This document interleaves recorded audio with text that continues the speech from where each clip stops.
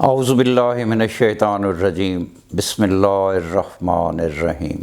मशरक़ी Brazil से ताल्लुक़ रखने वाला एनाकार्डिसेसी का ये दरख्त अब ब्राज़ील के अलावा नाइजेरिया, तंजानिया, मोज़म्बिक और कीनिया में वाफर मिक़दार में पैदा होता है, जबकि अब ये हिंदुस्तान, श्रीलंका और दिगर ममालिक में भी काश्त किया जाता है। इसके दरख्त 30 से 40 फुट के लगभग ऊंचे। काजू के दरख्त में नवंबर से फरवरी तक फूल लगते हैं और फल मार्च से मई तक पकता है। काजू की बर्फ़ी भी बनाई जाती है जो बर्रे सगीर की एक पसंदीदा मिठाई है। काजू एक ऐसा मेवा है जिसमें सेहत से मुताल्लिक बेशुमार फ़वाइद मौजूद हैं। इसमें कुदरती तौर पर मादनियात, विटामिन और एंटीऑक्सीडेंट्स पाए जाते हैं। ख़ास तौर पर वज़न में कमी और दिल की अच्छी सेहत के लिए काजू बहुत फ़ायदेमंद होता है। ये कोलेस्ट्रॉल फ्री और एंटीऑक्सीडेंट से मालामाल होने की वजह से दिल को मुख्तलिफ अमराज से महफूज रखता है। इसके अलावा काजू में कुछ ऐसे फैटी एसिड्स पाए जाते हैं जिससे दिल और दिमाग मजबूत होता है। काजू में मौजूद मादनियात, विटामिन, पोटाशियम और फॉलिक एसिड दिल को बीमारियों से महफूज रखते हैं। काजू का दूध